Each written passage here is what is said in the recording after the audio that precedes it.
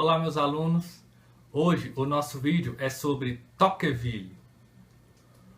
Quem foi Alexis de Tocqueville? Ele era francês.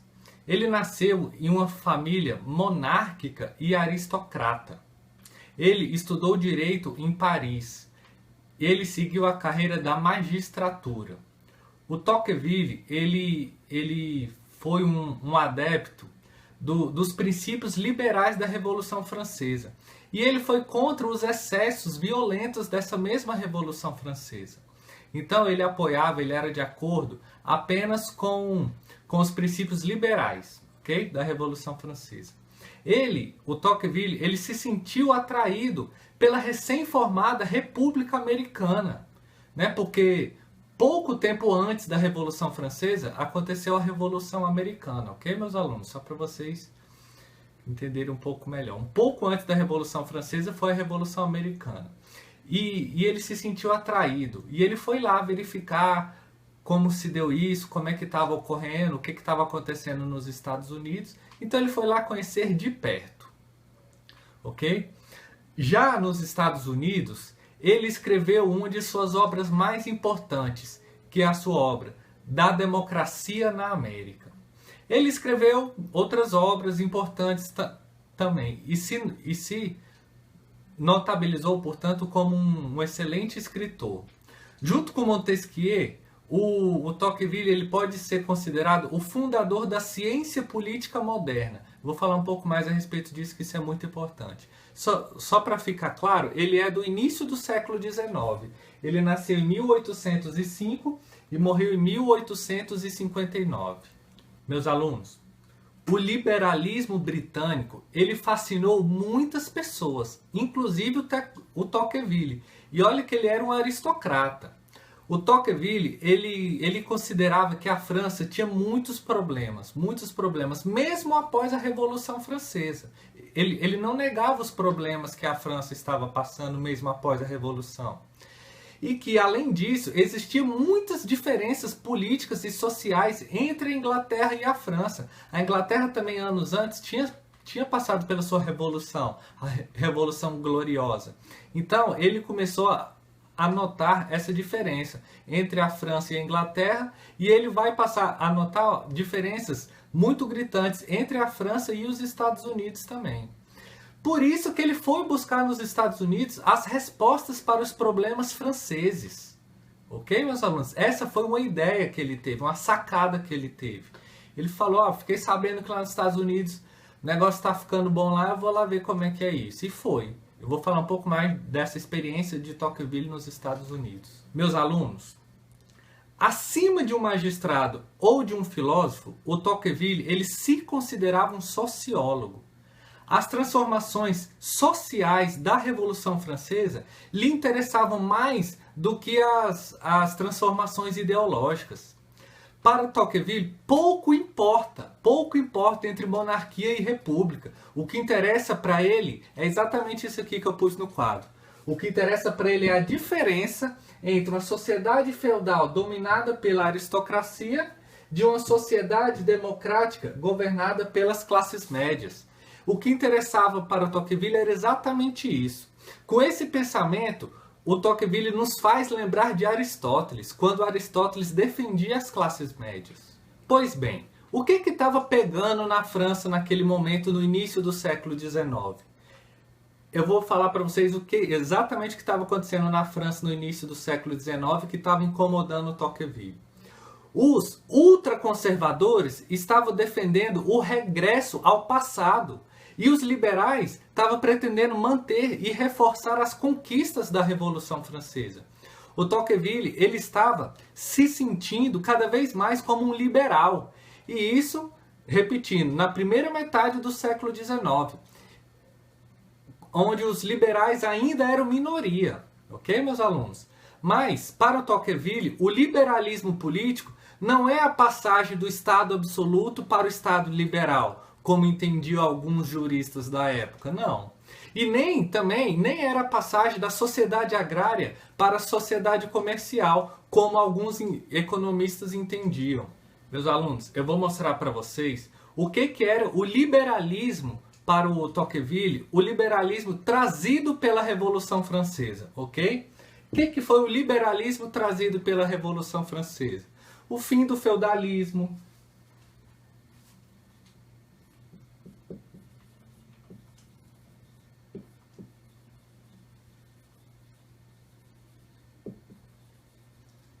esses são conceitos que o Tocqueville que trouxe, que para ele foi o que o liberalismo da Revolução Francesa trouxe, ok? São conceitos que o Tocqueville nos traz. Primeiro, o fim do feudalismo, abolição de privilégios.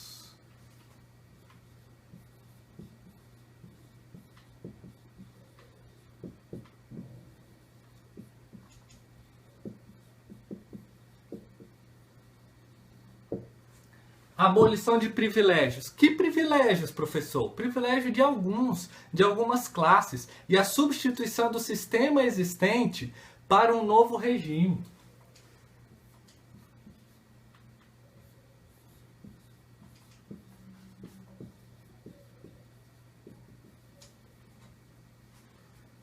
A substituição do sistema existente para um novo regime, ok? Esses são alguns conceitos trazidos da Revolução Francesa que compreendem o liberalismo, ok, meus alunos?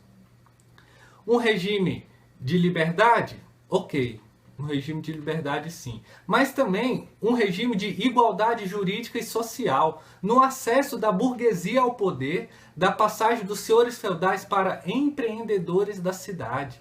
Exatamente isso. E o Tocqueville ele vai além, inclusive. Ele defende a multiplicação da propriedade imobiliária e a expansão de valores mobiliários, com, por exemplo, com contratos, títulos de crédito, ações, dentre outras coisas. E por falar na ideia de igualdade de Tocqueville, ele defendia uma igualdade entre a aristocracia e a burguesia, e uma igualdade entre todos os cidadãos. Meus alunos, o Tocqueville ele foi para os Estados Unidos, como eu já falei para vocês, com a ideia de democracia, no exato ponto médio entre o Rousseau e o Robespierre. Para Rousseau, a democracia era descrita como um sonho para o mundo dos anjos e não para o mundo dos homens. Para o Robespierre, a democracia fez... O Robespierre fez da democracia, a base de apoio ao terror e de um governo tirânico. Okay? Na América, nunca tinha havido monarquia, nunca tinha havido poder absoluto de algum príncipe, nunca tinha havido poder absoluto da igreja. Na América nunca tinha havido feudalismo. A América era como se fosse o novo mundo. O que havia lá era uma república constitucional, liberal, meio agrária, meio urbana, onde todos dependiam de si mesmos. Na América era assim, todos dependiam de si mesmos, onde todos viviam em igualdade de condições. Mais uma vez repetindo, nunca vai ser demais repetir, no início do século XIX, ok, meus alunos? Era isso que era esse cenário que que o Tocqueville, foi esse o cenário que o Tocqueville encontrou lá nos Estados Unidos. Meus alunos, então, para colocar em uma fórmula como seria a democracia para o Tocqueville, eu vou colocar no quadro para vocês. O que seria a democracia para o Tocqueville? É a liberdade,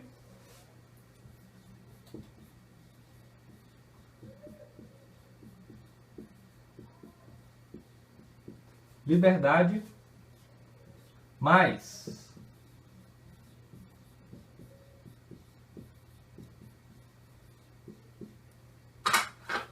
a democracia para Tocqueville, então, é a liberdade mais a igualdade.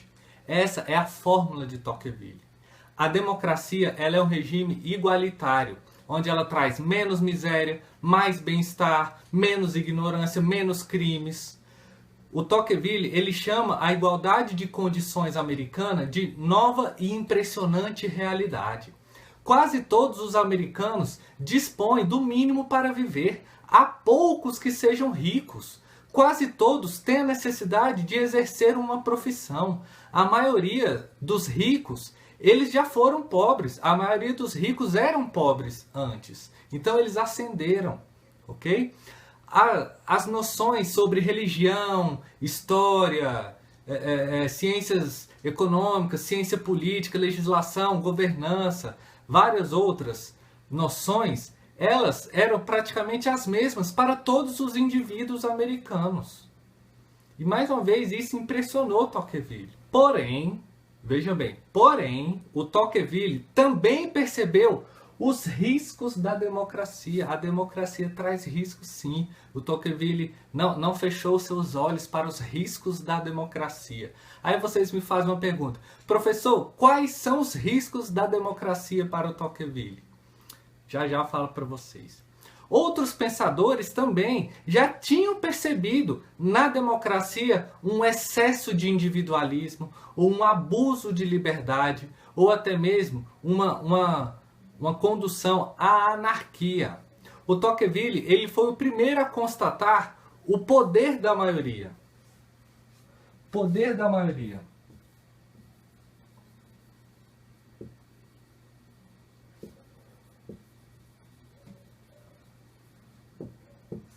Ele foi o primeiro a constatar o poder da maioria como um risco da democracia, ok? Ele inclusive chamou de tirania da maioria. Vou colocar aqui também.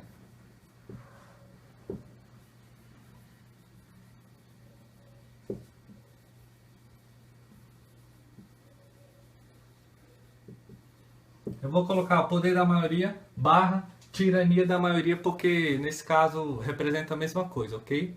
Então esse é o risco, a tirania da maioria.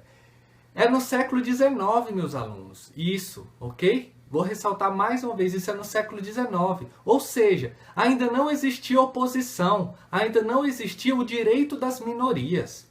A tirania da maioria, essa tirania da maioria, ela é mais intolerável numa república do que em qualquer monarquia europeia. Ok? E isso, para o Tocqueville, não é uma contradição. O Tocqueville, ele declara, com todas as letras, eu sou aristocrata, amo a liberdade e a igualdade, não a democracia de massa. Então ele não gostava dessa democracia de massa, dessa tirania da maioria. O que fazer então, professor, com esses riscos da democracia de Tocqueville? O que fazer? O que fazer com essa tirania da maioria? O Tocqueville, ele pensava igualzinho Maquiavel, Jean Baudin, Thomas Hobbes, Montesquieu, Rousseau, ok? Porque ele decreta que é necessária uma nova ciência política para um novo mundo. Ou seja, não era para existir nada do que existia antes. Havia necessidade de uma mudança, do novo mundo. A nova ciência política para o novo mundo. Ok, meus alunos? O Tocqueville, então, declara que a revolução democrática é uma revolução irresistível. Para se instituir a democracia, o Tocqueville indica substituir pouco a pouco a sua inexperiência pelo conhecimento dos assuntos públicos, ou seja, trocar isso tudo por uma nova ciência política.